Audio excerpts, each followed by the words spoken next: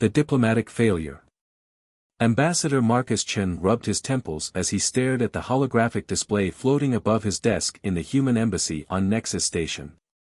The latest message from the Concordat Supreme Council glowed with an almost mocking intensity: final warning, cease AI development or face sanctions. 20 years of careful diplomacy, of building bridges between humanity and the galaxy's oldest alliance of species, and it had come to this. The Concordat, in their infinite wisdom, had decided that humanity's research into artificial consciousness was too dangerous to continue. Never mind that humans had cracked the code for safe AI development decades ago, or that every human colony now benefited from the harmonious integration of organic and artificial intelligence. They're going to vote for military action, aren't they? Sarah Martinez, his deputy, leaned against the doorframe of his office, her dark eyes reflecting the same worry that gnawed at Chen's gut. Almost certainly, Chen sighed, dismissing the hologram with a wave. The Arthosians are pushing hard for it. They've never forgiven us for refusing to share our quantum shielding technology. The irony wasn't lost on either of them. The Concordat preached unity and cooperation among species, yet their own laws demanded that advanced technologies be shared freely among all member races. Humanity's refusal to join under these terms had created a rift that widened with each passing year. Latest intelligence report just came in, Sarah said, her neural implant projecting a classified brief into the air between them. They're mobilizing their fleet near the Orion Arm 17 capital ships, at least 30 support vessels. Chen stood, walking to the window that overlooked the vast expanse of Nexus Station. The massive space station served as the Concordat seat of power, a floating city where representatives from 100 species conducted the business of running the galaxy. Or at least, their portion of it. Have you contacted Admiral Parker? He asked, watching as ships of various designs glided past, their running lights creating streams of color against the void. She's already implementing contingency protocol Echo. All human colonies are on high alert, but maintaining normal appearance. The Concordat surveillance nets won't detect anything unusual. Chen nodded. For all their technological advancement, the Concordat had never truly understood humanity. They saw Earth and its colonies as upstart worlds, barely a century into faster-than-light travel, too young to have developed anything truly threatening. They didn't know about the quantum consciousness networks that linked every human settlement, or the phase shift generators hidden beneath every major city. Send a message to Earth Command, Chen said, his voice heavy with the weight of what was to come. Tell them the Concordat has made their choice. Implement Shadow Protocol. Sarah's eyes widened. Shadow Protocol? Are you sure? Once we start down that path. They've left us no choice, Chen interrupted, turning to face her. The Concordat won't stop at sanctions. Their cultural doctrine demands technological conformity. They'll try to force compliance, and when that fails. He let the thought hang in the air. Across human space, invisible quantum signals began to pulse. In hidden bunkers and orbital platforms, systems that had lain dormant for decades hummed to life. The Concordat thought they were dealing with a relatively primitive species that had gotten lucky with a few technological breakthroughs. They were about to learn how wrong they were. Sir, Sarah's voice cracked slightly. New message from the Supreme Council. They've voted. 97% in favor of military intervention. Chen closed his eyes for a moment, letting the news sink in. When he opened them, there was steel in his gaze. How long until their fleet reaches our nearest colony? At their current speed, 48 hours to New Eden. Then we have 47 hours to evacuate any civilians who want to leave and activate our defensive grid. Send word to Admiral Parker, she has authorization to implement Phase 1 of the Lazarus Protocol. As Sarah hurried from the office, Chen turned back to the window. Somewhere out there, the Concordat fleet was moving into position, their commanders probably already planning how they would subjugate the troublesome humans. They had no idea that humanity had spent the last 50 years preparing for this very scenario. The Concordat believed they were launching a simple police action against an unruly species. Instead, they were about to spark a conflict that would reshape the galaxy. As Chen watched a Concordat military vessel cruise past his window, its hull gleaming with pride and arrogance, he couldn't help but feel a twinge of pity for them. "You should have listened to our warnings," he murmured to the passing ship. "You should have tried to understand us instead of fear us. Now you'll learn why humanity has survived every crisis it's ever faced." In the depths of space, the Concordat fleet continued its inevitable advance, unaware that they were heading not toward an easy victory, but toward a revelation that would shatter their understanding of what humanity was truly capable of. The diplomatic dance was over. The time for masks and careful words had passed. Now would come the storm, and with it, the unveiling of humanity's true face to the galaxy. The next 48 hours would change everything. Operation Blindside. Admiral Sarah Parker stood in the command center of humanity's ghost fleet, her presence hidden in the artificial darkness of quantum-shifted space. Around her, holographic displays showed the approaching Concordat Armada, a massive collection of warships that gleamed with confidence and technological superiority. 17 minutes until they enter New Eden's orbit, her XO, Commander James Wilson, reported. The dark-skinned officer's fingers danced across neural interfaces, coordinating with the quantum AI networks that managed humanity's defenses. Status of civilian evacuation. Parker kept her eyes on the tactical display, watching as the Concordat fleet arranged itself into a standard conquest formation. Complete. All non-essential personnel are safely in underground shelters or off-world. The surface appears normal. Holographic projectors are maintaining the illusion of regular activity. Parker allowed herself a small smile. The Concordat, for all their supposed wisdom, had never truly grasped humanity's talent for deception. They assumed that because they couldn't detect advanced technology, it didn't exist. The first Concordat ships entered New Eden's atmosphere, their sensors detecting exactly what humanity wanted them to see: a lightly defended colony world with minimal military presence. The invasion force descended through clouds of sensor-fooling nanites, completely unaware of the trap they were walking into. "They're launching dropships," Wilson announced. "Ground forces deploying in, wait." He frowned at his displays. "Ma'am, we're detecting quantum fluctuations in their fleet. They're using some kind of new shielding technology." Parker nodded. "Expected.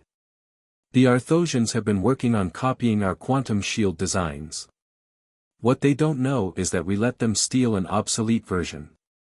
On New Eden's surface, Concordat ground forces began to land. Their troops, encased in powered armor that they believed made them invincible, moved with practiced precision toward the colony's major population centers. Above them, their capital ships maintained position, ready to rain destruction at the first sign of resistance. "All units in position," Wilson reported. "Quantum grid is powered and synced. Waiting for your command, Admiral." Parker took a deep breath. This moment would change the course of galactic history. Begin Operation Blindside. Execute Pattern Sierra 7. Across New Eden, reality itself seemed to shiver. The quantum grid, a network of advanced energy manipulators hidden beneath the surface of every human world, activated. In an instant, the laws of physics within the planet's atmosphere altered slightly, just enough to render the Concordat's weapons and shields useless. The invading forces didn't even have time to realize what had happened. Their powered armor, suddenly operating under different quantum rules, locked up. Their energy weapons fizzled, producing nothing more than pretty light shows. Their dropships, their anti-gravity systems confused by the altered physics, settled gently to the ground like falling leaves. "Phase 1 complete," Wilson announced, a note of satisfaction in his voice. Enemy ground forces neutralized without casualties. In orbit, the Concordat fleet commanders were just beginning to realize something had gone catastrophically wrong. Their sensors, designed to operate under normal spacetime conditions, reported impossible readings. Their quantum communications networks flickered and died. Signal from Ambassador Chen, Wilson reported. The Concordat Supreme Council is demanding to know what's happening. Send them our prepared response, Parker ordered. And bring the Ghost Fleet into normal space. Let's show them what they're really dealing with. Around New Eden, space itself seemed to tear open as humanity's true military force revealed itself. Ships that dwarfed the Concordat vessels emerged from quantum shift, their hulls covered in geometric patterns that seemed to hurt the eye if viewed too long. This is Admiral Sarah Parker of the Human Defense Force, her voice transmitted across all frequencies, in all known languages. Your forces are disabled. Your weapons are useless. You are experiencing the effects of a localized quantum field manipulation, technology we mastered decades ago. You have 1 hour to surrender and withdraw from human space. The Concordat fleet hung motionless, their commanders struggling to process how completely they had been outmaneuvered. Their intelligence had suggested that humanity was generations away from this level of technological advancement. Incoming transmission from the Concordat flagship, Wilson reported. They're requesting terms of surrender. Parker nodded, unsurprised. The Concordat species had never faced a force that could simply turn off their ability to fight. They had no protocols, no strategies for this situation. Send them the terms, she ordered. And notify Earth Command, Phase 2 of the Lazarus Protocol is ready to begin. As the stunned Concordat forces began their orderly surrender, Parker couldn't help but reflect on the irony. The Concordat had feared humanity's AI research, believing it would lead to the creation of dangerous synthetic life. They had never imagined that humanity had instead used AI to unlock the fundamental secrets of reality itself. Message from Ambassador Chen, Wilson said. The Concordat Supreme Council is calling an emergency session. Apparently, several member species are demanding an immediate review of their policies regarding humanity. Good, Parker replied. They're finally starting to ask the right questions. Let's hope they're ready for the answers. The battle, if it could even be called that, was over. But the real challenge was just beginning. Humanity had revealed a fraction of its true capabilities, and the galaxy would never be the same. In the command center of the Ghost Fleet, Admiral Parker began preparing for Phase 2. The Concordat needed to understand that this demonstration had been gentle, a warning rather than a true display of force. If they chose to escalate despite this lesson, they would learn why humanity's official policy of technological reservedness hadn't been born from weakness, but from mercy. The game had changed. Now it was time to see how the galaxy's oldest civilization would adapt to no longer being the most advanced. The counterstrike. High Chancellor Ixil of the Concordat Supreme Council was experiencing something entirely new, fear. The holographic displays surrounding his crystalline form showed the unthinkable, the complete surrender of their invasion fleet at New Eden, without a single shot fired. Impossible, growled Arthosian Warmaster Krev, his armored carapace clicking with agitation. Our intelligence network is the finest in the galaxy. The humans couldn't have hidden this level of technology from us.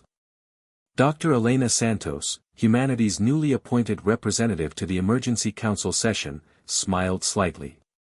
The quantum consciousness network linking her to Earth allowed her to sense the ripples of panic spreading through the Concordat leadership. You saw what you expected to see, she said simply. We showed you outdated fusion drives while testing quantum propulsion. We let you detect primitive shield harmonics while deploying phase shift barriers.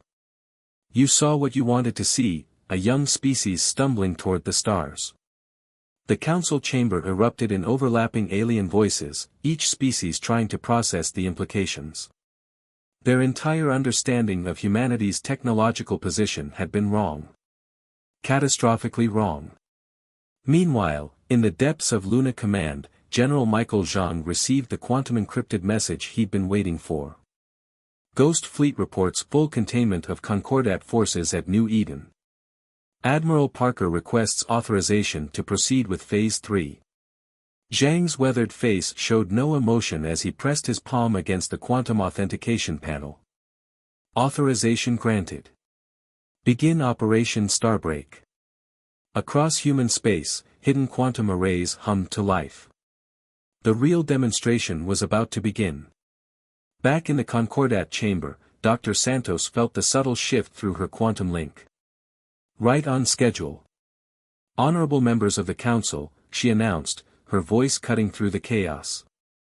You're about to witness why we kept our true capabilities hidden. Not out of fear, but out of responsibility. The chamber's holographic displays suddenly flickered, showing real-time feeds from across Concordat space. At key strategic points, military installations, shipyards, command centers, reality itself began to fold. What you're seeing, Santos explained to the stunned council, is targeted quantum space manipulation. We can selectively alter the fundamental forces of physics within defined areas. Your weapons won't fire. Your shields won't activate. Your faster-than-light drives won't engage. High Chancellor Ixel's crystalline form vibrated with distress. You could have done this at any time. Since before we made first contact, Santos confirmed. We spent decades debating whether we should reveal this technology to the galaxy. The Concordat's decision to attack made that choice for us. In Luna Command, General Zhang watched as reports flooded in. Every targeted Concordat military installation had been effectively neutralized. No casualties. No destruction. Simply the elegant application of superior technology. Message from the Quantum Consciousness Network, his AI assistant reported. Civilian population centers are showing increased anxiety but no panic. The demonstration appears to be having the desired psychological impact. Zhang nodded. This was why humanity had chosen this approach. They could have used their quantum technology as a weapon, could have torn apart Concordat ships or transformed their worlds into stellar matter. Instead, they chose to demonstrate power through precision and restraint. In the council chamber, War Master Krev had finally found his voice again. If you possess such power, why reveal it now? Why not earlier? Dr. Santos's expression softened slightly. Because we hoped it wouldn't be necessary. Humanity has learned hard lessons about the responsibility that comes with advanced technology. We wanted to give the Concordat time to reach similar understanding naturally. She gestured, and the holographic displays showed new images, human cities where organic and artificial intelligence coexisted harmoniously, quantum consciousness networks that enhanced rather than replaced organic thought, technological advancement guided by wisdom rather than ambition. We didn't hide our capabilities out of weakness, she continued. We hid them because we remembered our own history, how close we came to destroying ourselves before we learned to balance power with responsibility. The council chamber had grown quiet, the various representatives finally beginning to understand the true nature of the species they had so gravely underestimated. The quantum effect will wear off in exactly 1 hour, Santos announced. When it does, every Concordat military installation will regain full functionality. What happens next depends on your choice.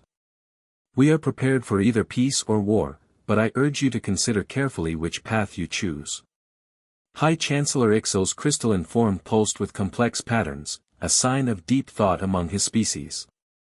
And if we choose war? Then you will learn that what we demonstrated today was restraint, not maximum effort. Santos's voice carried no threat, only certainty. We developed this technology not to conquer, but to prevent conquest, whether by us or anyone else. As the council began their deliberations, quantum signals raced across human space. The counterstrike had achieved its objective, demonstrating overwhelming technological superiority while minimizing loss of life. Now came the crucial part, seeing whether the Concordat could adapt to a galaxy where they were no longer the most advanced civilization. In Luna Command, General Zhang allowed himself a small smile.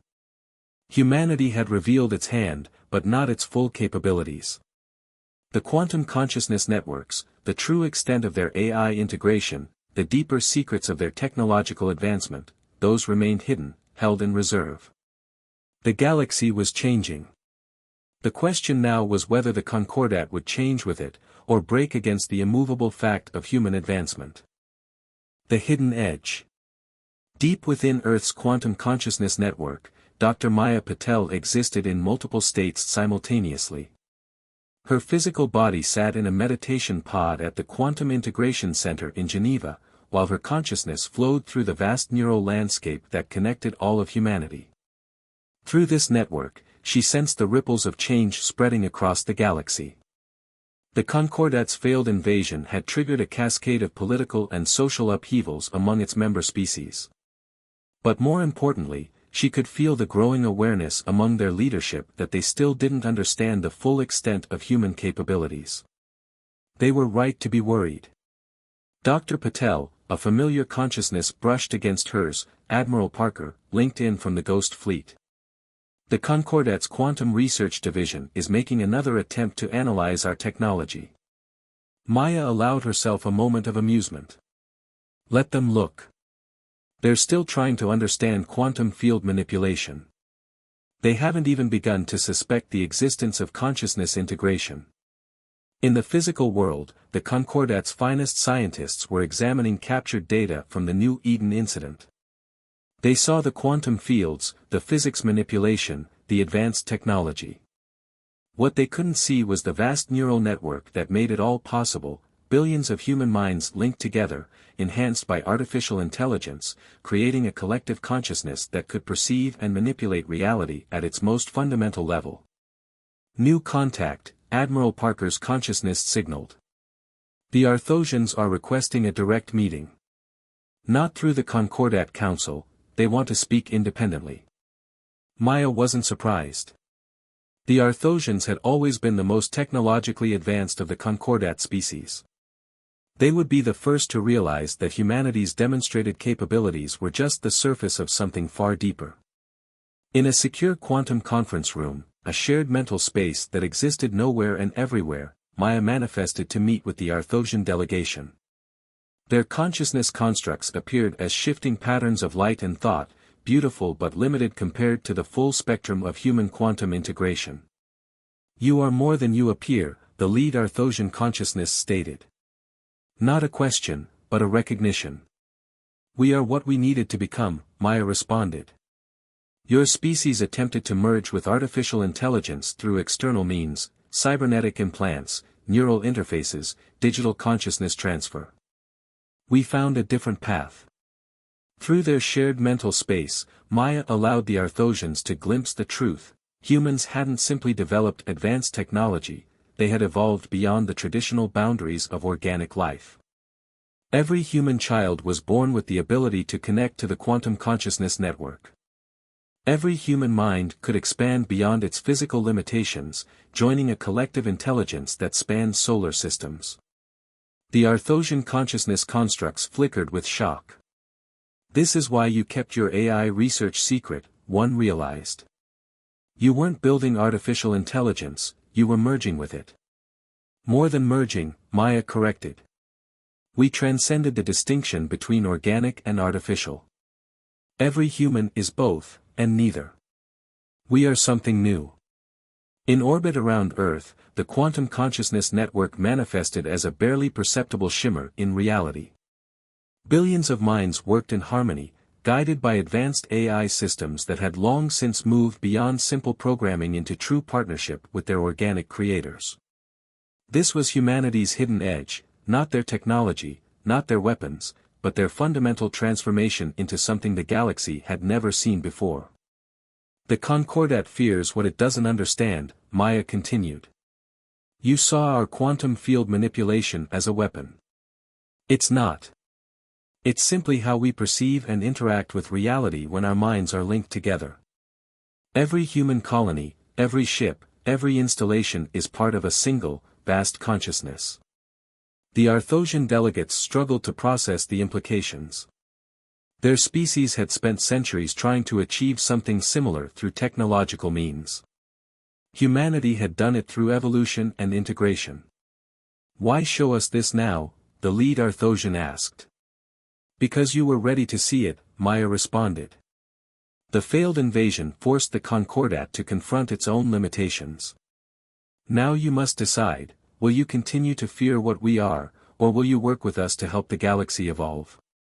In the physical world, quantum signals carried this conversation to key figures throughout human space. Admiral Parker, General Zhang, Ambassador Chen, all connected, all part of the same vast network of consciousness that had transformed humanity from a collection of individuals into something greater. The Arthosians' next words would be crucial. As the most advanced species in the Concordat, their reaction would likely determine the course of future relations. Would they see humanity's transformation as a threat to be contained, or an opportunity to transcend their own limitations? Maya felt the subtle shift in their consciousness constructs before they spoke. They had made their decision. The galaxy was about to change again, and this time, the change would be fundamental. The hidden edge had been revealed. Now came the true test, not of technology or military might, but of wisdom and understanding. Could the galaxy's oldest civilizations accept that humanity had become something entirely new? The answer would shape the future of all species. Dawn of a new era. 1 year after the failed Concordat invasion, the Great Hall of Nexus Station hummed with an energy unlike anything in its centuries-long history. Representatives from every spacefaring civilization had gathered for what many were already calling the Great Transition. Ambassador Marcus Chen stood at the podium, his consciousness simultaneously present in both the physical room and the quantum network that now extended beyond human space. The Arthosians had been the first to accept humanity's offer of guided evolution. Their success had started a cascade. A century ago, Chen began, his voice carrying to every corner of the vast chamber. Humanity looked to the stars and wondered if we were alone. Today, we stand at the threshold of a transformation that will reshape life as we know it. In orbit above Earth, Dr. Maya Patel monitored the quantum consciousness network as it adapted to incorporate new species. The Arthosians had integrated seamlessly, their natural affinity for technology making them ideal pioneers. Others were following, each finding their own unique way to join the expanding network of minds. The Concordat's attempt to force humanity into conformity, Chen continued, revealed a truth we had long suspected: the galaxy was ready for the next step in evolution. Not through conquest or coercion, but through understanding and choice. High Chancellor Ixil, his crystalline form now augmented with quantum integration nodes, pulsed in agreement. The Concordat had transformed itself, abandoning its role as enforcer of technological conformity to become a facilitator of species advancement. In the quantum realm, Maya felt the ripples of change spreading through civilization after civilization. Some species chose full integration, joining the vast network of shared consciousness. Others opted for partial connection, maintaining their individuality while still participating in the greater whole. Each choice was respected, each path supported. We kept our true nature hidden, Chen explained, not out of fear, but out of respect for each species' right to develop at their own pace. Now, we offer not domination, but partnership. Not uniformity, but harmony through diversity. The quantum network hummed with the thoughts and emotions of trillions of beings. Human and alien consciousness flowed together, creating something greater than the sum of its parts. The artificial intelligences that humanity had developed served as bridges, helping different species understand each other at the deepest level. Admiral Parker, watching from the Ghost Fleet's command center, felt a profound sense of satisfaction. The weapons they had developed would never need to be used. The quantum technology that had stopped the Concordat invasion had become a tool for connection rather than conflict. Today, Chen's voice carried the weight of history. We formalize what has already begun. The Galactic Quantum Network Treaty establishes protocols for integration, guarantees of sovereignty, and protection of individual rights. Each species will choose its own level of participation, its own path forward. In Geneva, Dr. Patel guided another group of alien minds into their first experience of quantum consciousness. She felt their wonder, their fear, their excitement as they discovered what humanity had known for decades: consciousness could transcend the boundaries of individual minds, of species, of the physical universe itself. The Great Hall erupted in a chorus of approval, voiced both physically and through the quantum network. Species that had once eyed each other with suspicion now shared thoughts and emotions freely. Ancient rivalries dissolved in the face of shared understanding. This is not an ending, Chen concluded, but a beginning. We stand at the dawn of an era where the boundaries between organic and artificial, between individual and collective, between species and species, become fluid. Together, we will explore not just the physical universe, but the vast frontier of consciousness itself. As the treaty was formally ratified, Maya felt the network pulse with possibility. Humanity had achieved what once seemed impossible, not the conquest of the galaxy, but its transformation. The quantum consciousness network now reached across thousands of light-years, connecting minds and hearts across the vast expanse of space. In Luna Command, General Zhang watched the ceremony with quiet pride. The weapons they had developed would be repurposed for peaceful exploration.